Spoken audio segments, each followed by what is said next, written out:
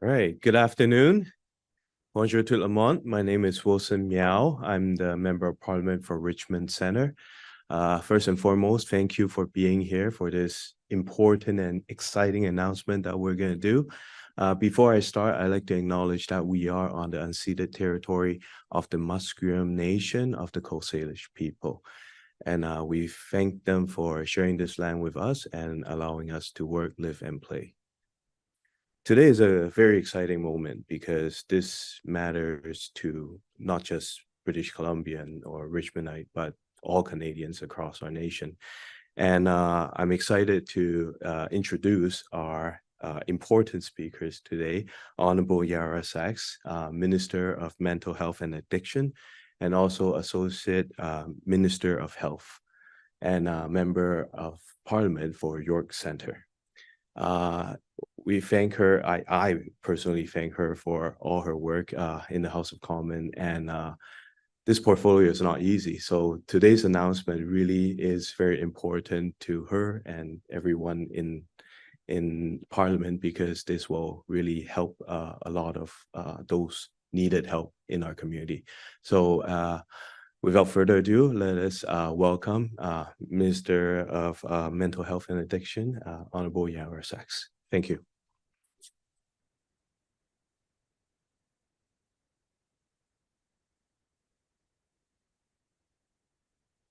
Hi, good afternoon, everyone. Thank you, Wilson. Thank you for welcoming us to Richmond. I'm really excited to be here in British Columbia. It's always a warm welcome when we come to BC and the amazing work that's being done on the mental health and addictions file. I'd like to also take a moment to acknowledge that we are on the unceded, unsurrendered territories of the Musqueam, Kwantlen, Tsawwassen Nation, and Coast Salish people. And when we do these land acknowledgements, the advice I was given is to speak from the heart. And when we work, share, and play these spaces, but also with a tremendous amount of humility that we are working together on a journey of healing. And it happens each and every day in the work that we do on these sacred lands. It's such a pleasure to be here at the Chimo Community Services and to be joining all of you in the amazing work that you do to share this exciting announcement. Chimo Community Services has been doing this work for 50 years. 50 years, it's a long time. It's many lives, many families, many people who you have helped and changed and brought along from places of crisis to places of safety. And you've been serving the Richmond area through education and so many of the transition services that you do. And for that, we're grateful. Whether it's from distress lines for those who are in crisis to counseling, community outreach, and so much more, you've been a critical resource to so many in the community. And I want to thank you for that work and the work that you do every day for bringing about positive change, meaningful and lasting relationships, especially for those who have nowhere to run.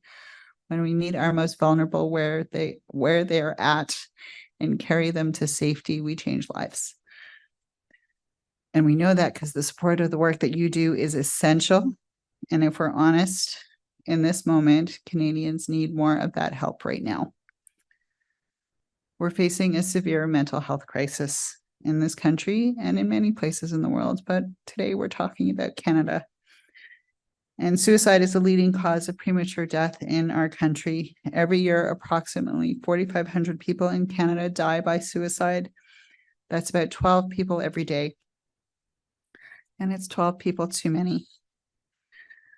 Every person lost to suicide leaves behind a family, friends, and loved ones who struggle to process their grief and to heal. And it's a deeply personal and hard story for so many of our families, and I include myself in that. In just a moment of vulnerability, I am also one of those families. And we need to keep talking and taking concrete steps to continue the work to provide people across Canada with the best possible mental health and crisis interventions, supports, and resources, because we know this is how we are going to save lives. For someone who's at their lowest point, a caring voice on the other end of the phone can be and is that lifeline that can make all the difference.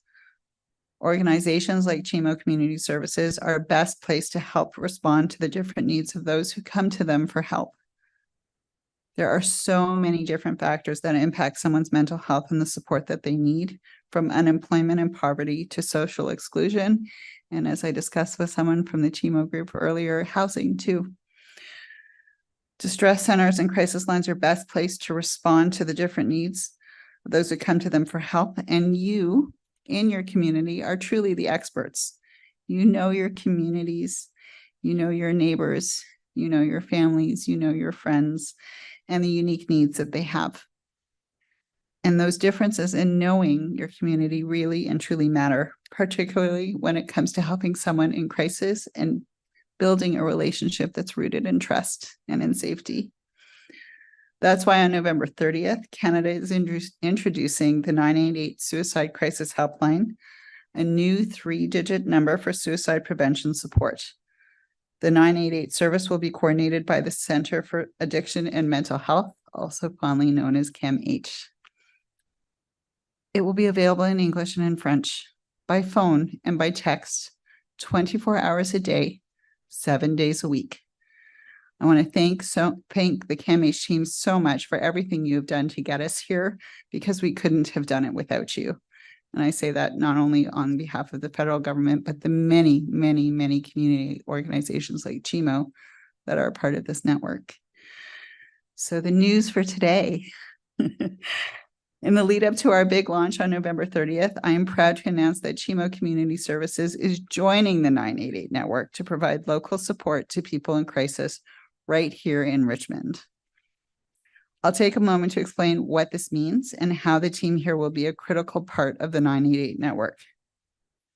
With 988, we are building on the current Talk Suicide Canada model, which connects existing crisis lines from across the country into one responder network. When someone reaches out to 988, whenever possible, they will be connected to the responder who is closest to them based on their area code, wherever possible. The first step in this care system is meeting people where they are, and having a network that is truly in communities across the country is the right way and the best way to do this. This also means that trained crisis responders from Chimo Community Services will be connected to callers who dial 988 in the Richmond area. Additional capacity will be available throughout the 988 network, including through a robust national hub when a local responder is not available. Everyone who answers a 988 call or text will be trained in suicide prevention. We did this to ensure that if you need support from the 988, you will be connected to someone in your community who will better understand your needs. By building on these existing partnerships, we can ensure that the best possible services are in place for people in need. I want to thank the entire Chimo team for joining this network and for your work, 50 years of work to date, and your work to respond and support the Richmond community as part of the 988 system. I often get asked what it's like to be Canada's Minister of Mental Health and Addictions in this moment. And I want to truly say I'm proud to be the minister in this portfolio in this moment, because it means that I get to work hand in hand with organizations like Chimo Community Services, CAMH, and so many others who truly care, who come to this work with such a sense of compassion and relentlessly driven to save lives and to bring people into safety out of a moment of vulnerability and forward to a journey of health. Because when it comes to mental health, we know that we can't work in isolation. It takes a village. It takes so many of us to be working together to provide better access and services. And we know that when we work together, that is exactly what we can do.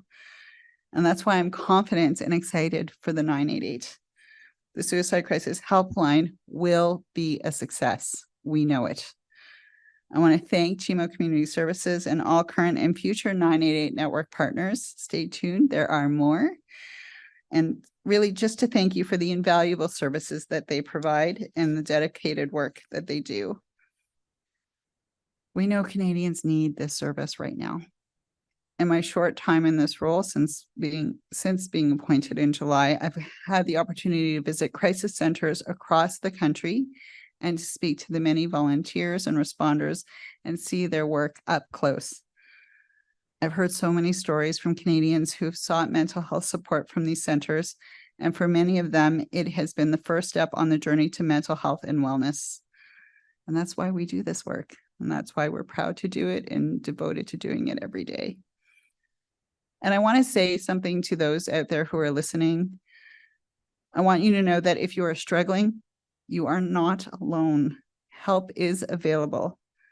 988 may be launching on November 30th, but until then, Talk Suicide can be reached at 1-833-456-4566 by phone and by text at 45645.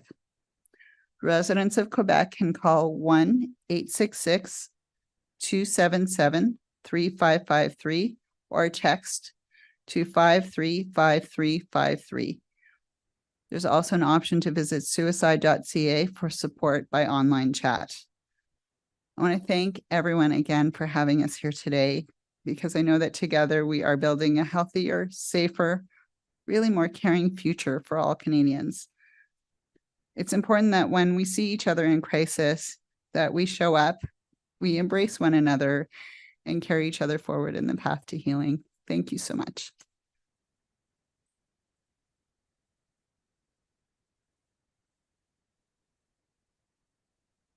Thank you, Minister Sachs. And next, we would like to invite Chimo Community Centre. Actually, just give me a sec here. Yeah, so Chimo Community Services, Slinder Bhatti to come up to the stage. Thank you. Oh, Stacy? Allison, okay. Thank you. Thank you so much, MP Miao. Hi, everyone.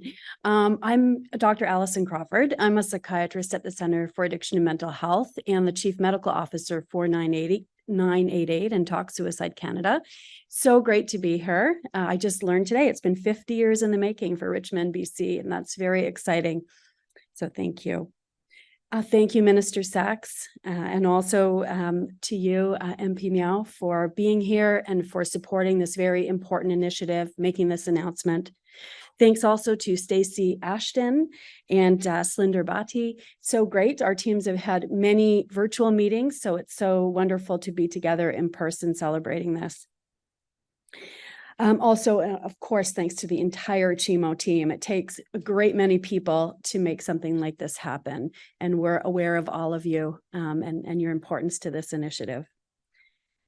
As a psychiatrist, one of the things that I've learned through both clinical work and research is the importance of connection.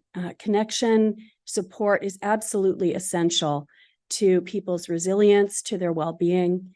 And there's also nothing more important to suicide prevention and life promotion. So nothing more protective than the power of connection. That's why wherever people feel alone, we need to establish that connection. We know that technology can help us do that. It can help us to establish those supportive connections that can save lives. That's why the opportunity to launch Canada's 988 Suicide Crisis Helpline on November the 30th holds a lot of hope and a lot of promise. Responders, they're all out there. They're trained to listen. They're trained to provide that support and that life-saving connection. These 3 easy-to-remember numbers will give people considering suicide or those who are worried about someone a place to connect and to get the support that they need, no matter where they live across the country. People in every province and territory can call or text the helpline 24/7 every day of the year in English and French. Over the past year, the team at CAMH has worked hard to bring 988 to everyone in Canada. We've worked closely with a growing network of more than 40 experienced local, provincial and territorial, and national services that provide crisis supports. These are the supports that will answer the calls and the texts needed to support 988. Having this support close to home is one of the key values that underpins 988, and partners will play a critical role in that service locally. Because of them, people who reach out to 988, they'll be able to connect with a responder who understands the issues that may be impacting their lives. Partners like Chimo Community Services, who are already engaged in suicide prevention efforts that recognize the unique needs and also the strengths of the communities that they serve. We're thrilled to have this opportunity to partner and to collaborate with Chimo Community Services on 988. Minister Sachs, MP Miao, and the entire federal government, thank you so much for supporting this life-saving service and for your partnership and collaboration as we get closer, much closer to launch.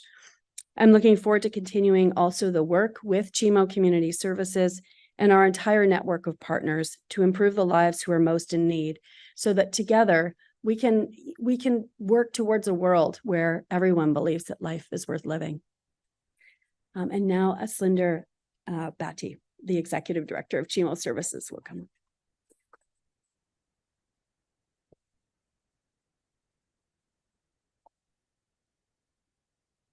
Thank you, Dr. Crawford. And thank you all for joining us today as we announce the upcoming launch of Canada's National 988 Suicide Crisis Helpline. As the Executive Director of Chimo Community Services here in Richmond, BC, I am honored and humbled to be standing before you. 2023 marks the 50th anniversary of Chimo. And in fact, in 1973, it was actually a group of concerned Richmond citizens that came together to develop Chimo's very first crisis response program, and that was the Crisis Line. Those same individuals, joined by countless others, volunteered their time and resources to answer calls from community members 24 hours a day, every day. They knew that even something as simple as just listening could provide people with relief from the distress that they were facing and a safe connection, which could give them the strength they needed to navigate through their challenges. 50 years later, Chimo has grown to include a variety of crisis response related programs, and today we are incredibly pleased to announce ourselves as a partner in the 988 initiative. 988 was created to make it as simple as possible for people to get the support they need, no matter who they are or where they are in Canada. 988's main goal is to prevent suicide. Suicide does not discriminate. It affects people of all ages and backgrounds across Canada. Statistics reveal a staggering average of 4,500 lives lost to suicide each year, amounting to approximately 12 people per day. For every person lost to suicide, many more experience thoughts of suicide or suicide attempts. Behind these numbers are families shattered, communities impacted, and a collective responsibility to address this crisis. 988 is a response to this very urgent need, a 3-digit helpline offering support by phone and text. This is more than just a phone call. It is a lifeline for individuals in every province and territory, every hour and every day of the year. Chimo proudly stands alongside more than 40 other crisis lines spread across Canada to ensure that every call is answered by a skilled, compassionate, and knowledgeable crisis responder. No one should ever have to struggle alone with thoughts of harming themselves. There is no wrong way to ask for help.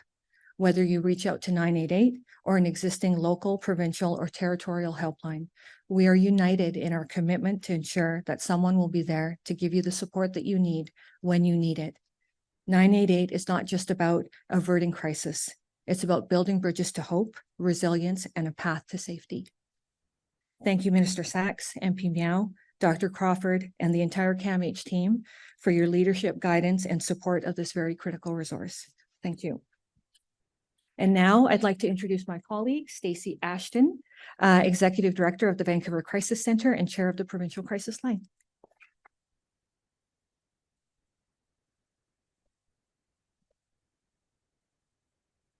Hello, I am very excited to be here today to be able to just mark the occasion of the 988 launch, which is going to be happening unbelievably next week. The 9 centers across BC will be taking 988 calls starting November 30th. And just like Chimo, many of the centers that are taking these calls have decades of experience behind them. The beauty of what the ministry and the government has done here is they've invested in a group of people who have wanted nothing more than simply to be able to answer all of the calls, and have allowed us to do this through 988. if we've learned anything from the last few years, it's that it's okay to reach out for help, that mental health is not something that stays with us all the time. There's ups and there's downs. But what we know about suicidal thought is that it is incredibly scary to have thoughts about suicide, and it's incredibly shame-provoking.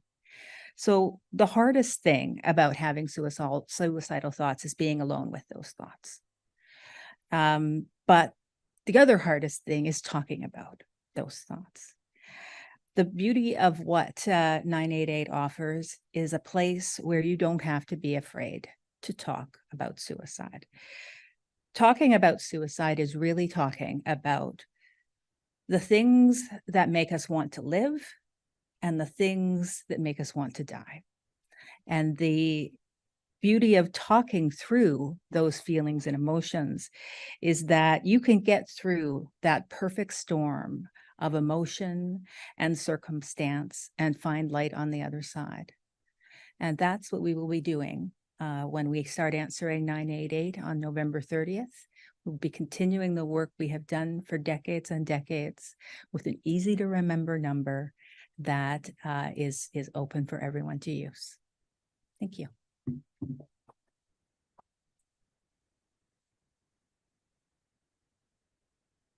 All right. Thank you to all the speakers. 988 is a very easy to remember number, and starting November 30th, this will be online.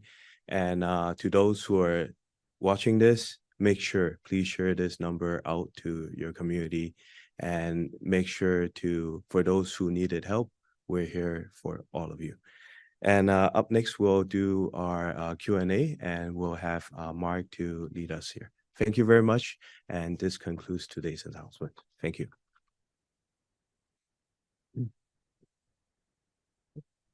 Thank you very much.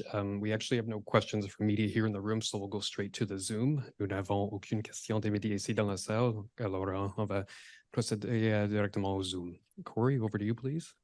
Merci. I'm with the Media Relations team at the Public Health Agency of Canada. If you are a reporter and wish to ask a question, please use the hand raising function. We ask that you limit yourself to one question and one follow-up. Unless I have stated it, please indicate your name and media outlet before asking your question. Je suis avec l'équipe des relations avec les médias à l'Agence de la santé publique au Canada. Si vous êtes journaliste et vous désirez poser une question, veuillez utiliser l'option de lever la main. Merci de vous limiter à une question et un suivi. Sauf si je l'ai dit, veuillez identifier votre nom et votre média avant de poser votre question. Our first question is from Brenna Owen. Hi there, I'm assuming you can hear me. This question is for the minister. I'm wondering if you have read the report produced by the death panel that our coroner here in BC convened, which was released a couple of weeks ago, which strongly recommends the BC government applies to Ottawa for an exemption to drug laws that would allow for a non-prescription safe supply program. These experts convened by the coroner are calling on basically non-prescription safe supply options. And I'm wondering if you've read that death panel report and what your thoughts would be on such a program to expand safe supply. So thank you for the question. I did in fact read the report and am well familiar with the findings and the recommendations by the group there. I'm also well aware that Minister Whiteside responded to the report and did not support the recommendation.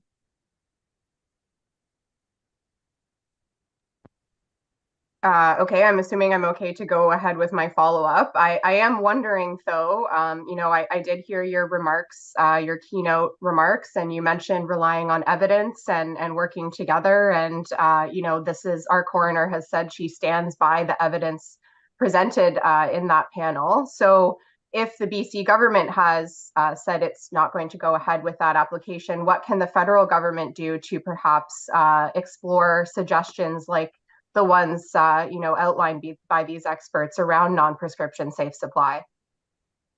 So thank you for the question. And we always guide our policy with evidence and with expertise from a wide variety of voices and inputs. And as you are well aware, healthcare is provincial jurisdiction. So this would be a conversation that the province would have to have before the federal government could contemplate it. And as mentioned previously, Minister Whiteside voiced her opinion about the recommendations and where BC is at this time. Thank you, Minister. Are there any other questions on Zoom? Est-ce qu'il y a des autres questions?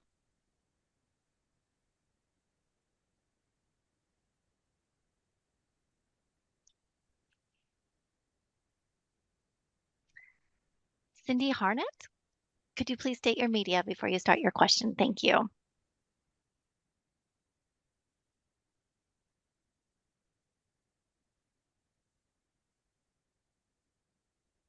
Sorry about that. Cindy Harnett from the Times Colonist. Just to follow on the first question there, the letter that you got from addiction specialist in September, could you reiterate your answer to them, calling on you not to allow for this unprescribed and unsupervised allowance of safe supply? Could you, sorry, that was very poorly asked, but can you reply to that open letter, please? They talked about grave harms related to safe supply, especially one that is unsupervised and unprescribed. Thank you for the question. And yes, I am aware of the letter of the, I believe it was 17 positions on the initial letter that was submitted. As I mentioned in relation to the previous question, we appreciate the input of experts who are working in this space. I don't think a single person who works in the space of mental health and addictions is not fully committed to the safety and care and well-being of those who struggle with substance use, and we are all fully committed to saving lives. And I think that should be made clear from the outset. That being said, diversion is illegal. Safer supply programs in this country are a prescription model that are a form of working with individuals with substance use who struggle with it to ensure that they are brought to stabilization and safety as they move through their own journey of addiction. That being said, we know that diversion is a concern for many, and we are always trying to balance as we move forward in our policy on addictions and substance use, that we want to make sure there's a good balance between public health, because this is a public health crisis, and harm reduction is healthcare, and also ensuring community safety. So in that vein, what I would say is, I'll repeat again, diversion is illegal. However, understanding that there are concerns, we have tasked the department to take a deeper dive into some of the anecdotal discussions that have been happening in various spaces to ensure that we are driven by evidence and that we are driven by the data to make the best decisions possible for those who need our help. And if I may follow, if diversion is illegal, but diversion is happening, and those doctors were saying it creates harms, would that be a reason to pause or to stop any further expansion as is being considered in BC of the Safe Supply program? I would note that diversion of all prescription drugs is illegal, whether they are part of a harm reduction program or any other medications that one may find in one's medicine cabinet and that should fall into the hands that shouldn't be there. It is illegal, period. That being said, in trying to understand what the concerns are so that we are differentiating between perhaps stigma-driven positions and understanding what we truly need to do in harm reduction and bringing people to safety and stabilization, we're taking a deeper look into it in the department so that we move with evidence and not anecdotal discussions or from fear. Thank you. And that concludes today's event. Thank you very much to everyone. Ceci conclut l'événement d'aujourd'hui. Merci à tous. Thank you.